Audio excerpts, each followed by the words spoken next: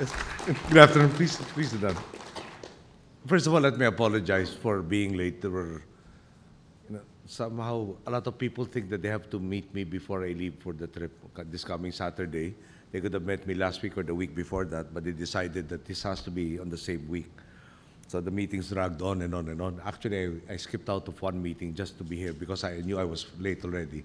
And by way of recompense, I think I can assure you that of the countries enumerated earlier, composing the membership, I think I've been a customer in all of the countries save for Turkey, which I intend to rectify as soon as possible. I was one of your customers in various retail outlets. And in the country in particular, I see Mr. Claudio of Toby Sports, and I was just there recently. And of course, longtime friends and neighbors, Mrs.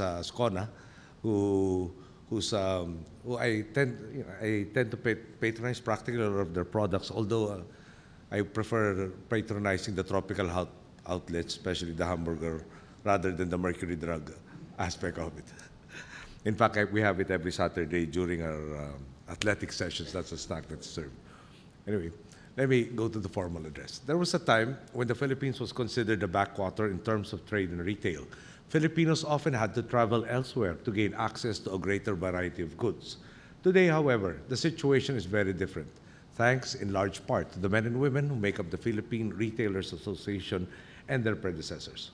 As our visitors might have seen during their visit, new brands and new stores are opening their doors to the public every single day. Indeed, the Philippines is not only back on the map, it is also gaining prominence as a retail destination in Asia. The Filipino people have always been a significant, if not the most significant, contributor to the growth of the Philippine retail industry. As you might know, the Philippine economy has traditionally been consumption-driven. The retail industry, I'm told, accounts for 12.3% of gross domestic product, especially in the first half of 2014. This is not surprising to me. After all, many Filipinos consider malling or visiting shopping malls as one of our national pastimes. Of course, consumption is not the only thing my countrymen are good at. In fact, I challenge you to find a better salesman or saleswoman than a Filipino. They're always ready to offer a smile, crack a joke, or even go the extra mile to effectively market their products. For example, the many salespeople who demonstrate the powers of the portable karaoke machine by belting out songs in shopping malls. To our visitors today, just ask any one of your counterparts in the PRA or even Secretary Jimenez and Domingo, and they will be the first to tell you that our people are talented, creative, and hardworking. There is no doubt you can trust Filipinos to ensure that retail is more fun in the Philippines.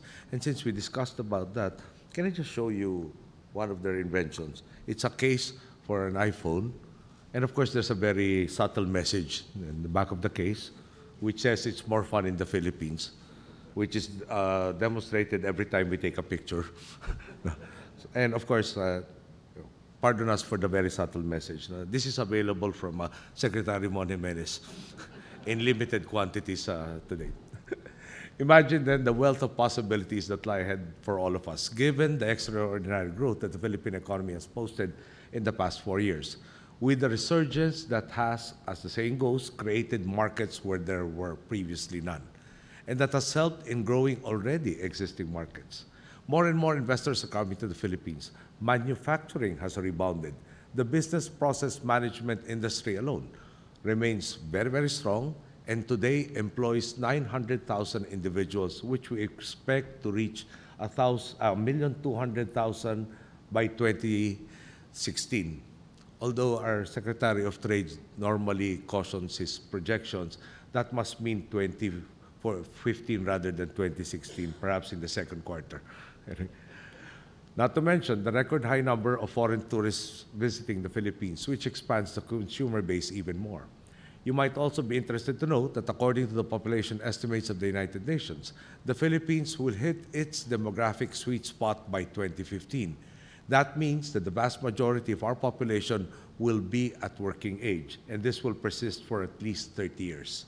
Even more good news, Ernst & Young says that the Philippines will hit a growth sweet spot characterized by increased private consumption as early as 2019. With ASEAN integration likewise on the horizon, the potential of the Philippine retail market seems limitless. We need only to explore the potential synergies between our countries in order to take full advantage of them. As such, I am pleased to hear that the Philippines will play host to the 17th Asia-Pacific Retail Convention and Exhibition. Not only will it be another venue for the country to show what we have to offer, it will also be a chance to explore those very synergies and forge relationships with international retailers and suppliers.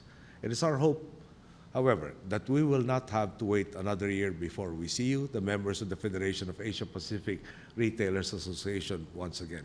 After all, the potential for partnerships with your Filipino counterparts is already vast, and the earlier we begin, the earlier we can reap a shared success, not only for the companies involved, but also for the people, for the Filipino people and the entire country, if not to all our partners in the world. We thank you, and we hope you enjoy your visit to the Philippines. Good afternoon.